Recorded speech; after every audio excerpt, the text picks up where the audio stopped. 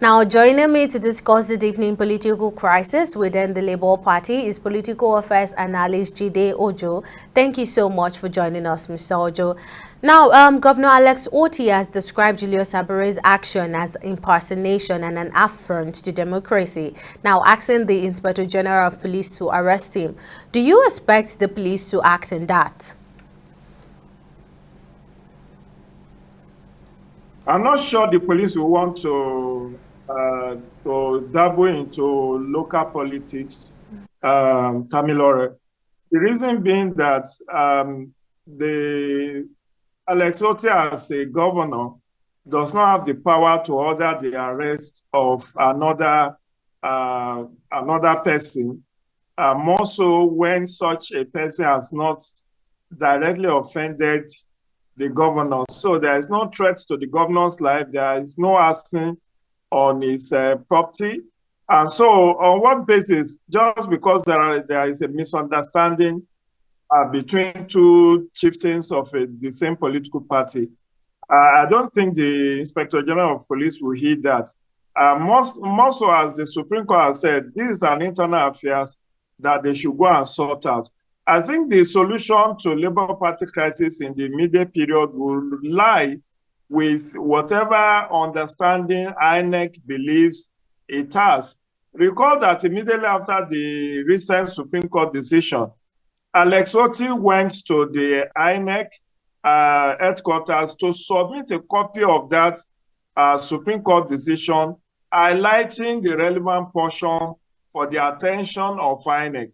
And I know that INEC has a legal services department, and the chairman of INEC must have limited that Supreme Court decision or judgment to that department for advice. And it is yet to come back to the public on what his own reading of that Supreme Court decision has been. Ultimately, I think this will be sorted out.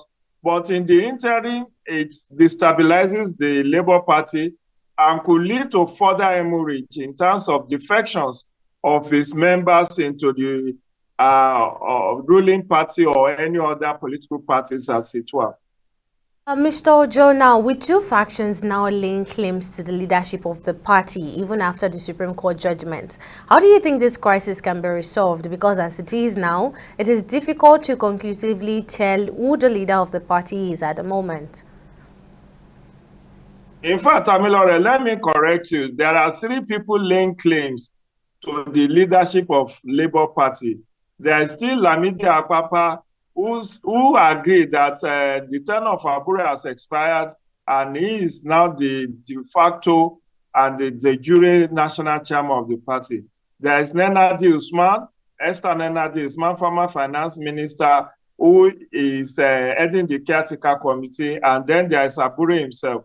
All of this, as I said earlier on, is impacting negatively on the administration and management of Labour Party.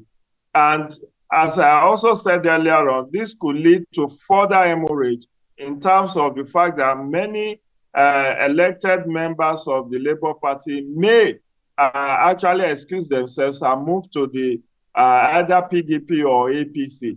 And that is the option that may be left to Alex Otti if, in the event that INEC comes out to now recognize Abure as the subsisting national chairman of the party. Recall that at some point, INEC, in obedience to Court of Appeal decision, had removed Abure as the national chairman of the Labour Party, but had to restore his name when another court, I think Court of Appeal, also reinstated him. So all of this, and you could see that in the Supreme Court decision, where the Supreme Court said the lower courts, both the High Court and the Court of Appeal, erred in law by recognizing Abure, and that the tenure of Abure had expired.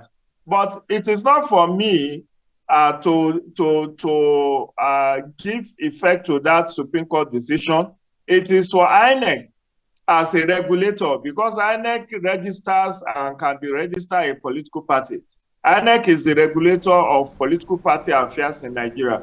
So it is what INEC says that will subsist. But more importantly, my own advisory is that they could take advantage of what is called electoral alternative dispute resolution system, where mediation or arbitration or any other alternative dispute resolution mechanism can be explored to Okay. resolve this linking crisis within the Labour Party. All right. Thank you so much for giving in your insight on this unfolding situation. Political affairs analyst Jide Ojo, thank you so much for your time.